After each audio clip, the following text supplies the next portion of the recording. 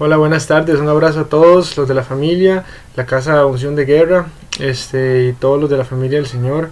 Que el Señor los bendiga en esta tarde, que estén muy bien. Y bueno, igual que siempre, antes de disfrutar del privilegio de compartir la palabra del Señor, le vamos a dar las gracias y pedirle a Él que nos guíe en esto. Señor, te damos las gracias, Padre, por la oportunidad de compartir esta palabra. Te pedimos en el nombre del Señor Jesús que a través de tu Santo Espíritu, Señor, traigas a nosotros la revelación, el entendimiento, la sabiduría, Padre. Que tomes control de mi boca para que cada palabra que de ella salga sea, Señor, para edificación de los que escuchen. E igualmente te pido que bendiga, Señor, a las personas que van a recibir el mensaje, para que sea conforme a tu voluntad, Señor, y se cumplan tus propósitos, se edifique, Señor, tu casa. Y el mensaje, Señor, que tú tienes para cada persona llegue y sea sellado en el corazón de cada uno conforme a tu voluntad y según lo que tú quieres para todos, en el nombre del Señor Jesús. Amén. Bueno, hoy voy a hablar de la voluntad del Señor, que a veces no entendemos muy bien porque tiene bueno, como dice la palabra, ¿verdad? Los caminos del Señor no son nuestros caminos, ni nuestros pensamientos son los pensamientos de Él. Entonces muchas veces su voluntad no la sabemos entender porque la queremos adaptar a nuestra propia voluntad, ¿verdad? A la voluntad de los seres humanos, con nuestro entendimiento de la realidad limitado a la carne, ¿verdad? Dios entiende todo desde su omnisciencia y desde su soberanía. Nosotros entendemos todo desde nuestra carne y desde nuestras limitaciones, ¿verdad? Entonces a veces tal vez lo que nosotros quisiéramos es que no se nos muera tal persona, que tal otra no se nos enferme, que no nos falte, es estar estables con abundancia, lo que sea, ¿verdad? Todos los deseos que a veces en nuestra carne queremos. Sin embargo, el Señor es el que sabe qué nos conviene, porque al final de cuentas los deseos del Señor no son como los nuestros para solventar una necesidad física o del momento, sino que son mucho más profundos, ¿verdad? Y tienen repercusiones eternas. Entonces vamos a ver qué dice la palabra del Señor también con respecto a la voluntad del Señor. Vamos a ver, vamos primero a Mateo 6, 9 al 13. Mateo capítulo 6, versículos del 9 al 13. Dice: Vosotros pues oraréis así: Padre nuestro que estás en los cielos, santificado sea tu nombre. Venga tu reino. Hágase tu voluntad como en el cielo, así también en la tierra. El pan nuestro de cada día, dánoslo hoy. Perdónanos nuestras deudas, como también nosotros perdonamos a nuestros deudores. Y no nos metas en tentación, mas líbranos del mal. Porque tuyo es el reino, y el poder y la gloria, por todos los siglos. Amén. Vemos que en esta palabra es una palabra que todos conocemos, ¿verdad? Como la oración del Padre Nuestro. Y vemos que es una oración que enseñó Jesús, ¿verdad? O sea, no podría haber un mejor modelo o ejemplo de oración que la que nos instruyó nuestro Maestro, ¿verdad? El Señor Jesús. Entonces, si dice, digamos, estamos muy acostumbrados cuando repetimos algo con costumbre. Cuando estamos acostumbrados a estar repitiendo algo, muchas veces le perdemos el significado a cada una de las palabras que conforman esa oración, ¿verdad? Entonces, por ejemplo, en este caso, que hablamos de la oración que nos instruyó el Señor Jesús, hay que ponerle mucha atención a cada una de las palabras que Él está utilizando para instruirnos en la manera como debemos orar, ¿verdad? Dice: Padre nuestro que estás en el cielo, santificado sea tu nombre, venga tu reino, hágase tu voluntad. Qué interesante, porque a veces nosotros pensamos que tal vez la manera de orar es: Señor, yo quiero tal cosa, dame tal otra, yo necesito esto, necesito aquello. La palabra de Dios dice que Él conoce nuestras necesidades y que antes de que estén en nuestra boca ya Él las conoce todas, ¿verdad? Por eso la importancia de pedirle al Señor que se haga su voluntad, porque muchas veces nosotros podemos pedir conforme a la voluntad de nuestra carne, y no necesariamente eso quiere decir que estamos pidiendo bien, ¿verdad? Sino que pedimos conforme a lo que nosotros queremos o creemos que necesitamos, pero el Señor desde su conocimiento eterno sabe qué es realmente lo que nosotros necesitamos para aprender las lecciones que tenemos que aprender, para que hayan consecuencias positivas, ¿verdad? De crecimiento, de aprendizaje. Entonces, qué importante ver cómo el Señor Jesús dice, hágase tu voluntad. Es muy importante ver que la voluntad del Señor tiene, bueno, dos manifestaciones, ¿verdad? La voluntad de Dios es permisiva y también es directiva. Entonces, muchas veces el Señor va a permitir que pasen cosas que no nos gustan, y también o cosas, bueno, que no hay forma de evitarlas. Me explico, hay cosas que Dios va a permitir de una manera directiva y se da de esa manera porque el Señor así lo estipuló, porque el Señor así lo estableció. Y también dentro de su voluntad permisiva nos va a permitir experimentar muchas cosas que cuando no hacemos su voluntad no nos va a ir bien. Muchas veces nos vamos a llevar malas experiencias, estrellonazos y de todo, pero es parte del aprendizaje que el Señor quiere dejar en nosotros. Entonces, conociendo que la voluntad de Dios es permisiva y directiva, tenemos que entender que a pesar de eso no le va a pasar por encima a nuestro libre albedrío, ¿verdad? O sea, por eso es que la voluntad de Dios también es permisiva, si no sería solamente directiva, porque al ser el Señor, al ser omnipotente, al ser el todopoderoso, tiene más sentido que su voluntad sea directiva que permisiva. Pero sin embargo el Señor nos da libertad y nos permite fallar en muchas cosas, errar y todo, para que aprendamos lo que tenemos que aprender. Entonces vamos a ver, así, entonces como dice el Señor, ¿verdad? Hágase tu voluntad como en el cielo, así también en la tierra. Recordemos que la palabra también dice que este mundo está entero bajo el maligno, ¿verdad? O sea, que la voluntad realmente del Padre no se hace en este mundo como se hace en el cielo, ¿verdad?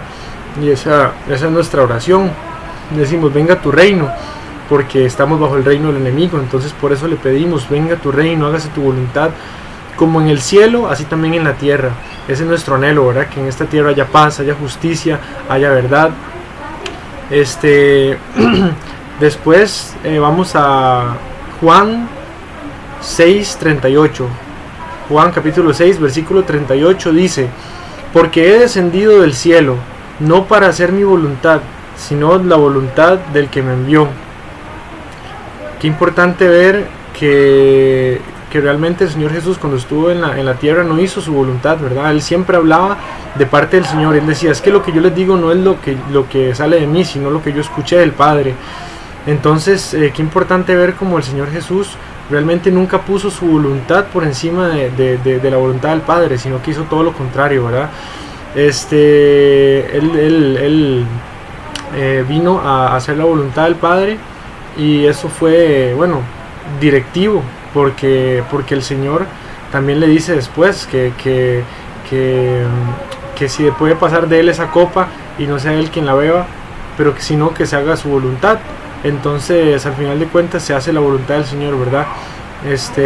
Porque entendemos que del conocimiento también del Señor Jesús, sabía que lo más conveniente era adaptarse a la voluntad del Padre, porque había un propósito mucho más grande que complacer a su propia carne, ¿verdad? Porque en la voluntad carnal del Señor Jesús, cuando estuvo en cuerpo carnal, era, bueno, hasta donde fuera posible no pasar por lo que tenía que pasar. Sin embargo, él sabía, aún así oró y dijo eso, ¿verdad? Si es posible que pase esta copa de mí, y si no, hágase tu voluntad.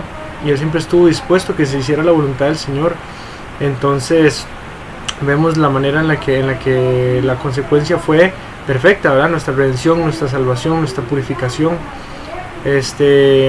Después vamos a Mateo 26:42. Mateo capítulo 26 versículo 42 dice: otra vez fue y oró por segunda vez diciendo: Padre mío, si no puede pasar de mí esta copa sin que yo la beba, hágase tu voluntad. Es el pasaje del que vengo de hablar, ¿verdad? Que que al final de cuentas el Señor Jesús puso por encima la voluntad del Padre, aunque su propia voluntad, que en ese momento en el cuerpo hubiera sido no tener que pasar por eso, de ser posible, ¿verdad? Sin embargo, el Señor, ahí vemos que el Señor, a pesar de que sabemos que el Señor Jesús tenía una comunión tan íntima, tan cercana con el Padre no le concedió eso, ¿verdad? O sea, él dijo, si es posible, y ya vemos que no fue posible, él tenía que pasar por eso para que se cumpliera todo lo que tenía que cumplirse, ¿verdad? Entonces, qué importante ver cómo al final de cuentas se hizo la voluntad del Señor, y como el Señor Jesús fue sumiso delante de su Padre para hacer su voluntad, ¿verdad? Por eso el Padre dice que es el Hijo de Él, en el cual Él tiene complacencia, porque pone primero su voluntad, que siempre tiene propósitos perfectos. También dice la palabra que no nos conformemos a este siglo, sino que por medio de la renovación de nuestro entendimiento podamos comprobar cuál es la voluntad buena de Dios, que es agradable y perfecta, ¿verdad?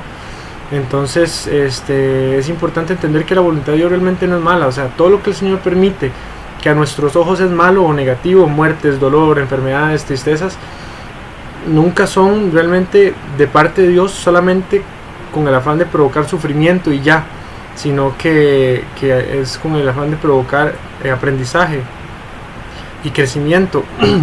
Después vamos a Primera de Corintios 1 del 1 al 3.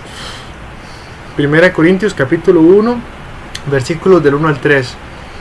Dice: Pablo, llamado a ser apóstol de Jesucristo por la voluntad de Dios, y el hermano Sóstenes, a la iglesia de Dios que está en Corinto, a los santificados en Cristo Jesús, llamados a ser santos, con todos los que en cualquier lugar invocan el nombre de nuestro Señor Jesucristo, Señor de ellos y nuestro.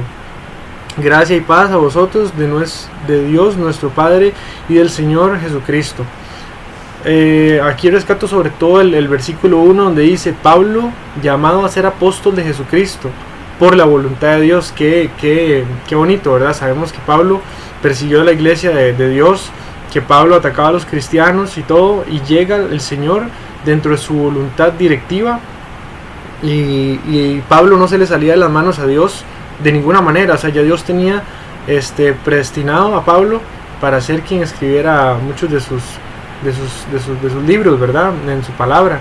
Entonces, qué importante entender en ese caso, por ejemplo, cómo la voluntad de Dios es directiva, ¿verdad? O sea, por más que Pablo persiguiera a los cristianos, por más que Pablo estuviera en contra de ellos, por más que Pablo tuviera la forma de pensar que tuviera, Dios antepone su voluntad y dice: usted es para mí, y hace lo que hace, ¿verdad? El Señor se manifiesta a Pablo y lo convierte, y al final de cuentas termina siendo Pablo moldeado a la verdadera voluntad de Dios que tenía Dios para él. Sin embargo, Dios permitió no solamente que en un principio él persiguiera a los cristianos, sino que en un final terminara entregando su vida por él, ¿verdad? Entonces vemos cómo la voluntad de Dios es tan profunda, ¿verdad? Directiva y permisiva.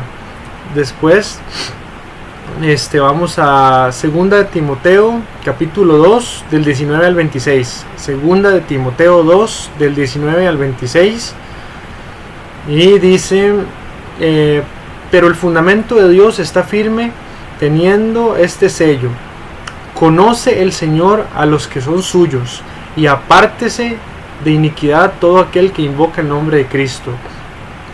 Pero en una casa grande no solamente hay utensilios de oro y de plata, sino también de madera y de barro, y unos son para usos honrosos y otros para usos viles. Así que si alguno se limpia de estas cosas, será instrumento para honra, santificado, útil al Señor y dispuesto para toda buena obra.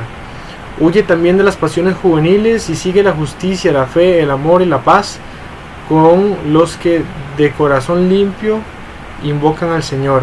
Pero desecha las cuestiones necias e insensatas, sabiendo que engendran contiendas. Porque el siervo del Señor no debe ser contencioso, sino amable para con todos, apto para enseñar, sufrido, que con mansedumbre corrija a los que se oponen, por si quizá Dios les conceda que se arrepientan para conocer la verdad y escapen del lazo del diablo en que están cautivos a voluntad de él. Qué palabra tan profunda, ¿verdad? Y sobre todo se nos revela que a medida que nosotros nos purifiquemos y nos santifiquemos, vamos a ser utilizados por el Señor como un instrumento, como un instrumento, vamos a ver qué es la palabra que usa aquí.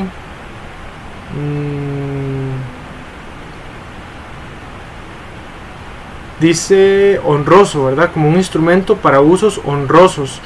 Entonces qué bonito ver que a medida que nosotros nos purifiquemos y nos santifiquemos para Dios, Él nos va a utilizar para propósitos honrosos, ¿verdad? Muchas de las personas, las personas en el mundo somos herramientas de Dios.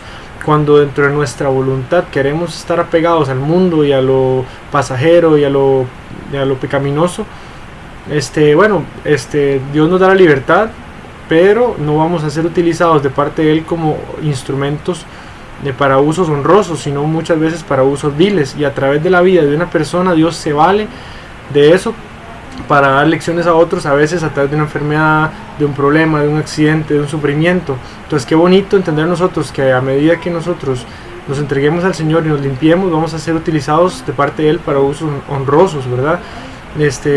Arrepentimiento, salvación, testimonio, buen ejemplo. Entonces qué bonito ver la profundidad de este mensaje, ¿verdad? La voluntad del Señor es que seamos libres del pecado. Sin embargo, Él respeta nuestra voluntad, también nuestro libre albedrío, y ahí chocan ¿verdad? Esos factores, ¿verdad? Para que la voluntad de Dios se manifieste permisiva y directiva. Aquí vemos que al final de esa palabra que estamos viendo dice, a partir del 24 dice, ahí en 2 Timoteo, a partir del versículo 24 dice: porque el siervo del Señor no debe ser contencioso, sino amable para con todos, apto para enseñar, sufrido, que con mansedumbre corrija a los que se oponen. O sea, yo no puedo venir a decirle a una persona: usted está equivocado, usted es un pecador, va para el infierno. Nada de eso. Todo lo contrario, tengo que ser amoroso, tengo que ser como el Señor Jesús, tengo que dar un ejemplo de servicio. ¿Y qué dice? Por si quizá Dios les conceda que se arrepientan para conocer la verdad.